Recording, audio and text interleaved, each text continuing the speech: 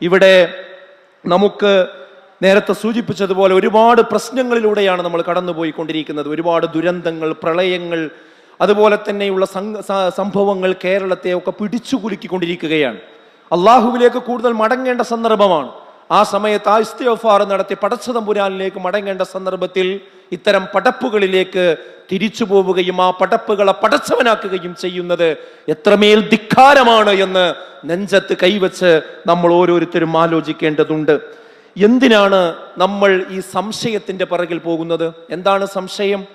അള്ളാഹുവിനോട് മാത്രമേ പ്രാർത്ഥിക്കാൻ പാടുള്ളൂ എന്ന കാര്യത്തിൽ ഇവിടെ ആർക്കും സംശയമുണ്ടാവുകയില്ല. നിങ്ങളൊരു മുസ്ലിയാരോട്, നിങ്ങൾ അംഗീകരിക്കുന്ന ഒരു പണ്ഡിതനോട് സ്വകാര്യമായി നിങ്ങൾ പോയി ചോദിച്ചു നോക്കൂ, ഞാൻ നാളെ മുതൽ അള്ളാഹിനോട് മാത്രം പ്രാർത്ഥിച്ച് ജീവിക്കാനാണ് ഉദ്ദേശിക്കുന്നത്, അതിൽ വല്ല തകരാറുണ്ടോ എന്ന് ചോദിച്ചുകൊണ്ട്, അതിൽ തകരാറുണ്ട് എന്ന് അത്യാവശ്യം ബോധമുള്ള ഒരാളും പറയില്ല. എന്നാൽ അള്ളാഹു അല്ലാത്തവരോട് പ്രാർത്ഥിക്കാൻ പാടുണ്ടോ, സഹായം തേടാൻ പാടുണ്ടോ എന്ന് ചോദിച്ചാൽ അത് പാടില്ല എന്നതാണ് സത്യം. പക്ഷെ അതിലാണ് ആളുകൾ കൺഫ്യൂഷൻ ഉണ്ടാക്കിക്കൊണ്ടിരിക്കുന്നത്. നമ്മൾ ദാഹിച്ചു വരുന്ന സമയത്ത് 2 ഗ്ലാസ് വെള്ളമുണ്ട് മേശപ്പുറത്ത്. ഒന്ന് നല്ല പ്യുവറായ വെള്ളമാണ്, മറ്റൊരു ഗ്ലാസ്സിലാവട്ടെ കലങ്ങിയ വെള്ളമാണ്.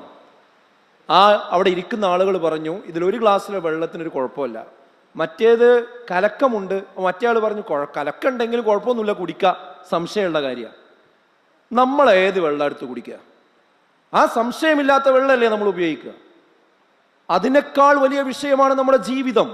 ഇവിടെ ഒറ്റ ജീവിതമേ ഉള്ളൂ. നാളെ പരലോകത്താണ് നമുക്ക് രണ്ടാമത് ജീവിക്കാനുള്ളത്. അവിടെയാണ് നമുക്ക് സ്വർഗം ലഭിക്കാനുള്ളത്. അവിടെ സ്വർഗം ലഭിക്കണമെങ്കിൽ അള്ളാഹിനോട് മാത്രം വിളിച്ചു പ്രാർത്ഥിക്കുന്നവർക്ക് മാത്രമേ സ്വർഗം കിട്ടുള്ളൂ. അതിൽ തെറ്റിക്കഴിഞ്ഞാൽ എല്ലാ അമലുകളും പൊളിഞ്ഞു പോകും, എല്ലാം നശിച്ചു പോകും.